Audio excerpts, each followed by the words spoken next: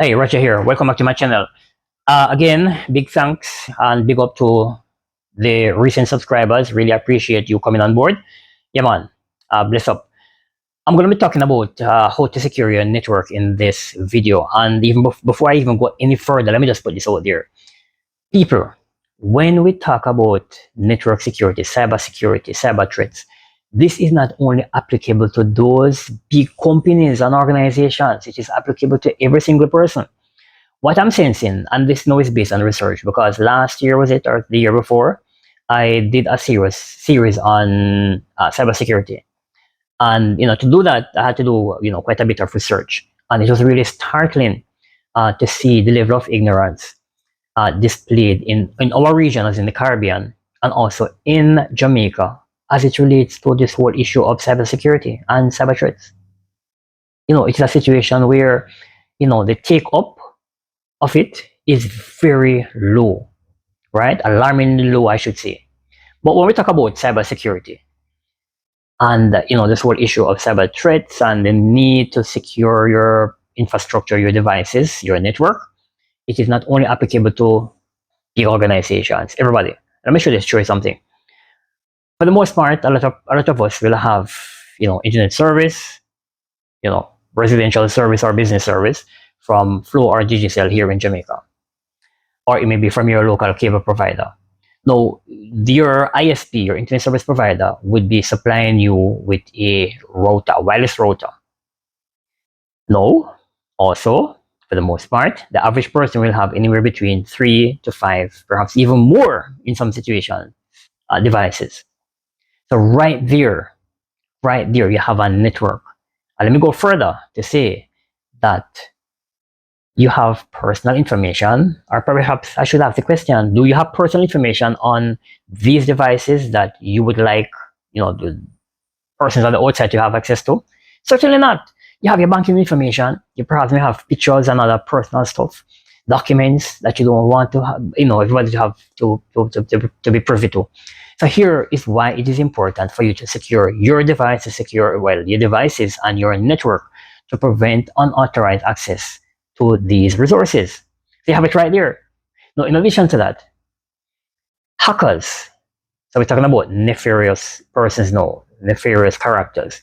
They can access your network, gain access to a device or devices, and then use those devices as a chain in a cyber attack. So this now we're looking at what we refer to as botnet.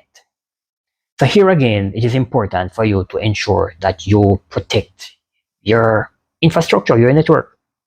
Okay, so it doesn't get any better than that in terms of me giving you reasons why it is important to lock down your network and your devices.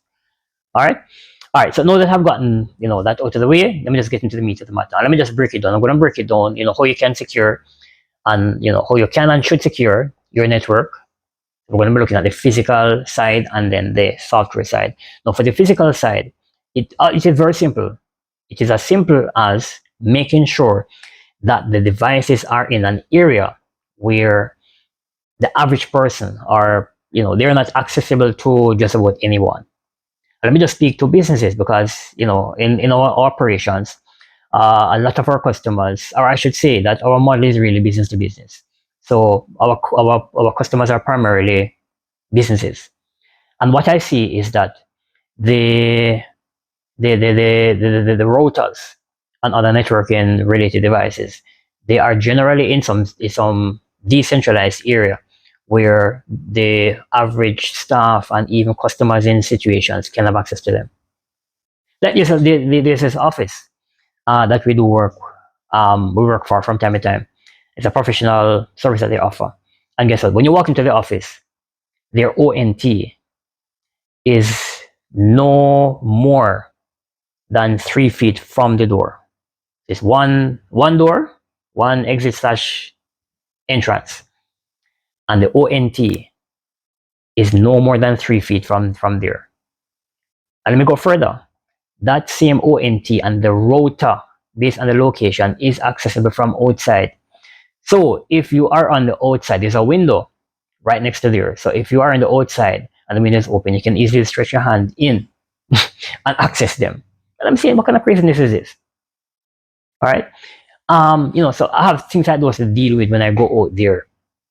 And of course, as I've mentioned before, having the devices just haphazardly all over the place. So, anybody can have access to them. So have them in a central area. Let me just say this also, that if you're thinking about building your own home, say you're, constructing your own home, or maybe a building, commercial building that you're putting up, think also about some centralized area where you will have, or tenant will have, all of these centralized devices, or the devices centralized rather, right? Bear in mind too that it is not just your router, but it may be that, even at home, you may have something like a switch or a couple of switches based on the complexity of your network. You will also, for the most part, have some security camera system, some CCTV camera system, which will include NVR or DVR with, how much cameras attached to it. You want to have them in a central area, and they should also be secured. All right. So that is the physical side. Now, for the software side, you can do a number of things to keep, your network secure. So one is, people, when you get your router, the first thing that you need to do is to get inside there to access it. And normally, to access it, you hardwire it, and you use the information. So there's normally a sticker at the base of the router that has your logon information. So you use that, you plug that the IP address into the web browser, and you access it, into the username password to get inside there. But you need to change your password. That's the first thing you need to do. Change the default password. Now, when you're changing the password, you want to make the password complex. You want to make it as long as it's possible. You also want to make it as complex as is possible. The shorter the amount of characters, the simpler it is, the greater the chance of it being hacked. You don't want that. And you have a couple other things you can do. So for instance, you want to also enable the guest account on the router. So here, if you have persons coming to your premises and they want to have access to your network, your Wi-Fi, you allow them to use the guest network. When I'm gone, you just disable it. It's as simple as that. Further to that, MAC address filtering. Now, this is something that I like to use. I've been using this for God, as long as I can remember. Now, with MAC address filtering, this is like a part of the ultimate. What you do is that you take the MAC addresses for every wireless device that you have, and you enable MAC address filtering, and you take the MAC addresses for the wireless devices, and you are going to enter them in that section on the router, and you save it. Now, what does this do? What it does is that it only permits those devices, or the MAC addresses for those devices listed in that section, the MAC address filtering, to be able to access your Wi-Fi, which means that it doesn't matter if you take your password, your wireless password, your Wi-Fi password, put it on a billboard, and put it on the outside of your house, that everybody can see it.